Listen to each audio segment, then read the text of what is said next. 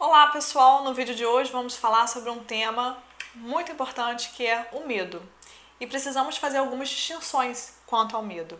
Muitas vezes a gente o confunde, por exemplo, com um transtorno de pânico, que é diagnosticado através de muitas crises de pânico que apresenta a pessoa taquicardia, sudorese, medo de morrer, medo de estar em locais assim e de ser sufocada, medo de perder o controle sobre si mesma. Isso é um outro tópico, é o transtorno de pânico. Aqui nós iremos abordar a questão do medo e as paralisações que são geradas a partir de como ele interfere na nossa vida.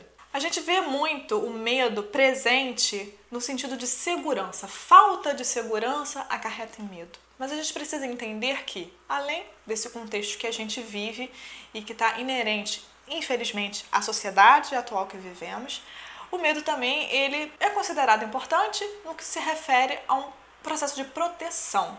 Ter medo de algo é você ter ponderação frente a uma circunstância que você reavalia se deve ou não ir, enfrentar, lidar.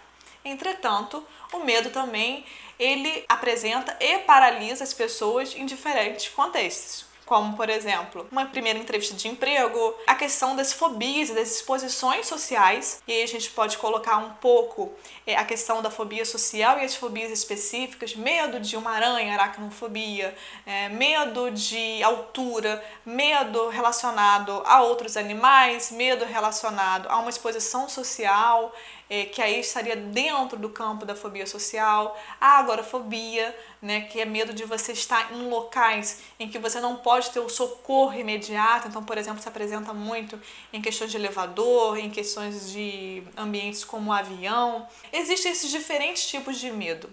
Mas o que a gente precisa entender? Que o medo, por uma parte, ele é importante como cautela e por outra, se for muito persistente, ele pode bloquear o modo como você vive, as suas relações, e você acaba, por vezes, não cumprindo com os acordos que você faz. Ou seja, deixando de ir numa entrevista, deixando de fazer uma palestra, deixando de estar numa festa, porque você fica paralisado, fica bloqueado por não conseguir ultrapassar esses obstáculos, que por vezes podem parecer enormes, mas que aqui na psicologia a gente pode tentar desmistificar eles, desconstruir essa força, que esse medo tem e tentar buscar novas alternativas para enfrentar isso e ver por outros ângulos. Tem um autor chamado Rubem Alves, educador, já falecido, que fala muito sobre a questão dos receios, dos medos e das gaiolas. Acho muito importante pegar o link que ele traz nos textos dele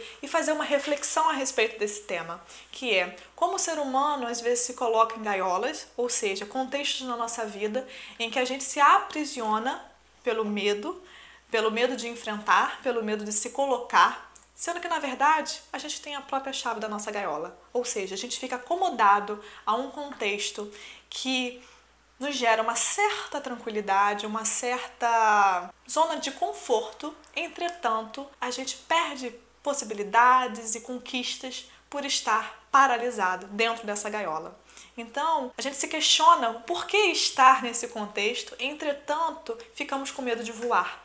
Essa é a associação que esse autor faz e eu acho muito interessante, porque sair dessa gaiola é sair dessa zona de conforto. E uma vez que a gente sai dessa zona de conforto, a gente fica perdido, porque tudo que foge do nosso controle gera desconforto. Uma vez que gera desconforto, vamos associar a ideia de um pássaro, a gente não sabe para onde voar.